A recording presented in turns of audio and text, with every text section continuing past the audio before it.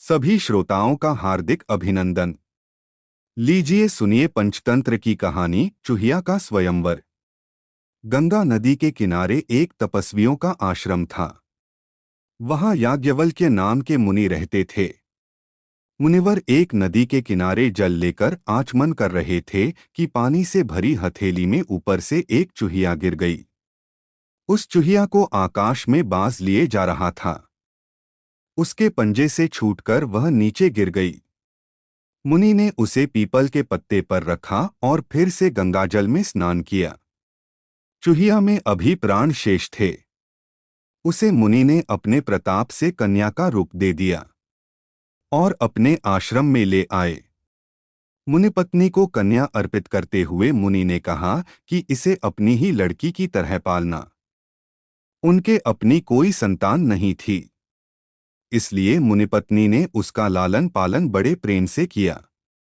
12 वर्ष तक वह उनके आश्रम में पलती रही। जब वह विवाह योग्य अवस्था की हो गई तो पत्नी ने मुनि से कहा, नाथ, अपनी कन्या अब विवाह योग्य हो गई है, इसके विवाह का प्रबंध कीजिए। मुनि ने कहा, मैं अभी आदित्य को बुलाकर इसे उसके हाथ सौंप देता हूँ। यदि इसे स्वीकार होगा तो उसके साथ विवाह कर लेगी, अन्यथा नहीं। मुनि ने पूछा, यह त्रिलोक का प्रकाश देने वाला सूर्य पतिरूप में स्वीकार है?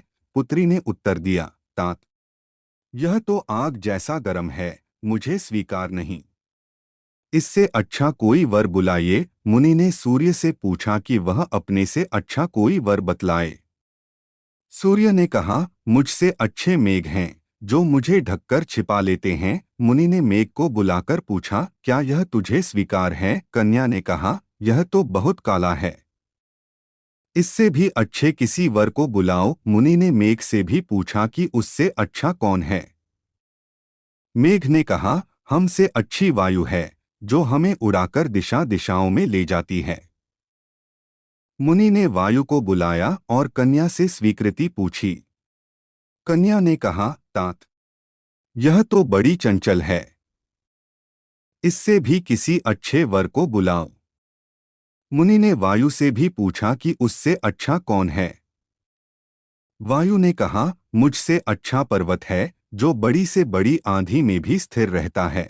मुनि ने पर्वत को बुलाया तो कन्या ने कहा, तात, यह तो बड़ा कठोर और गंभीर है, इससे अधिक अच्छा कोई वर बुलाओ। मुनि ने पर्वत से कहा कि वह अपने से अच्छा कोई वर सुझाए।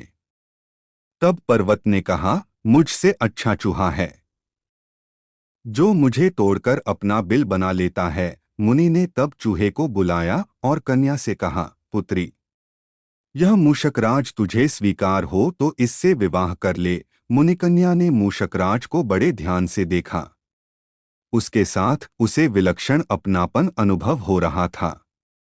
प्रथम दृष्टि में ही वह उस पर मुग्ध हो गई और बोली, मुझे मूषिका बनाकर मूषकराज के हाथ सौंप दीजिए। मुनि ने अपने तपोबल से उसे फिर चूहिया बना दिया और चूहे के साथ उसका विवाह कर दिया।